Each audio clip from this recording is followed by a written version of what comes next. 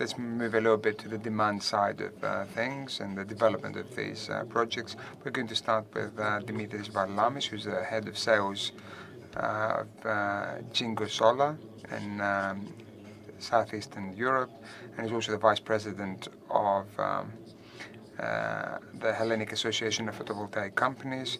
Therefore, I would just like to hear from you how you see those challenges and opportunities in the Greek market. Good afternoon, everyone. I think there was just a kind of a rather unpleasant atmosphere in this room this morning. I think there were complaints and pessimism. First of all, let me just allow me to congratulate Energy Press for hosting this conference, which becomes better every year.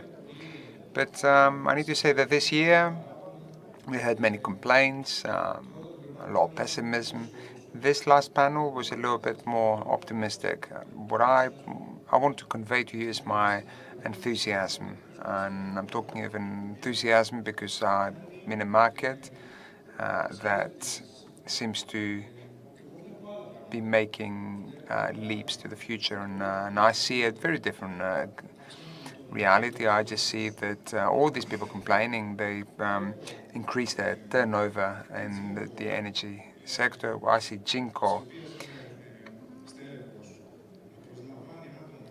to be recruiting people in Greece, not only for the Greek market, but also for the European market. I see international groups, global investment groups who come to Greece to invest, and most of them manage to do so, or they stay, they're kind of waiting to invest in Greece because they see the potential, and some companies such as Mytilineos, who's one of our partners, to be in different parts of the world, building a brand. This is what I see, and this is what creates a sense of optimism. Of course, there are complaints. Of course, it's like my friend Stelios Psoma says, if you look at things from above, from an airplane, for example, you will only see the positive things. You will see the figures that have been mentioned, which are impressive for a country that did not exist basically before. And allow me to give the information of DE, of how it's now making an investment of 1.2 billion in Romania. Not just DE, but also other companies. So therefore, I'm really pleased to be part of this story, of this ongoing story. So moving to the PV, I need to say that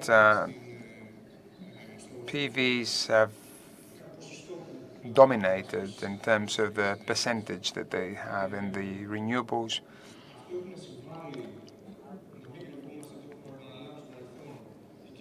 That means that that's resulted in Chinese businesses that manage to have a very low cost of product production.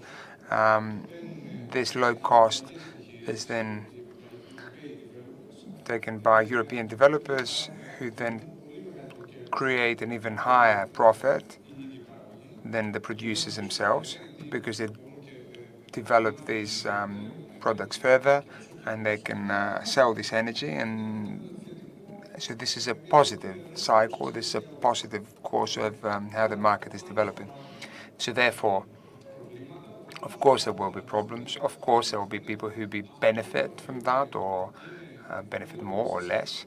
But what we need to move from the quantitative to the qualitative criteria. It's not gigawatts versus PV gigawatts or gigawatts of electric space. We need to look at the nominal value. When we talk about 10 gigawatts of PVs, this is what they're going to produce between 12 and 3 p.m. So therefore, these are projects which we don't know whether they're going to ever work, or they're going to operate, because they have very difficult connection terms, and nobody seems to understand that these these projects are going to be selling expensive energy. But we've already known that. We knew the issue of curtailments, for example. Because how is it possible in a country that has a specific electric space give twice the capacity? It's almost like a ship owner to be manufacturing, to be building a ship that is going to have charters over the next 20 years that go beyond the cost of shipbuilding. I would say that it's good that the investors are delaying, because the next PVs are going to be a lot more competitive than the ones being installed now, and this is going to be due to technology that companies like Jinko are creating.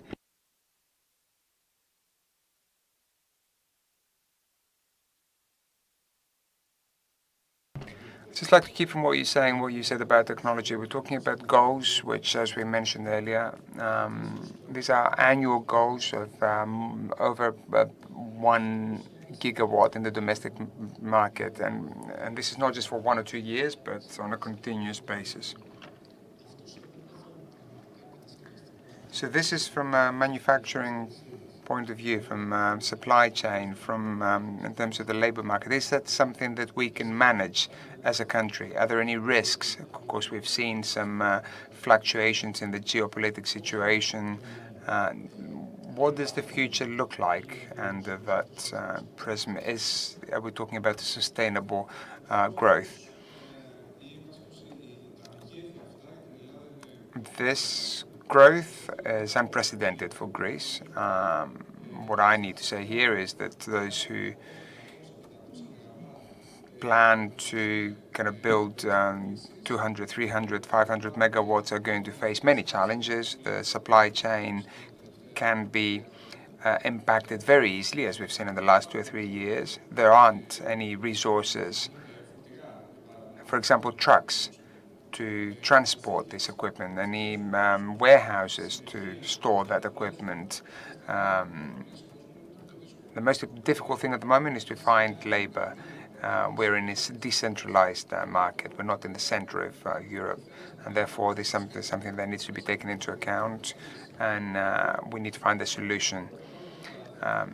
However, I'm a little bit less optimistic in terms of how investors are planning all this. They just think that, okay, I've signed all the papers and all these things are going to happen and going to fall into place. Sometimes these are the details which are crucial for the healthy growth. Yes, I'll give you an example, because sometimes you say, okay, we sign an agreement and we're going to have 500 panels on that kind of mountain. How is that going to happen? There needs to be a road that's going to be built. These things are not calculated in terms of their cost or in terms of the delay and the time of required for building these roads. So all these are factors that have not been taken into account. But I'm sure there will be at some point, even if it's later on.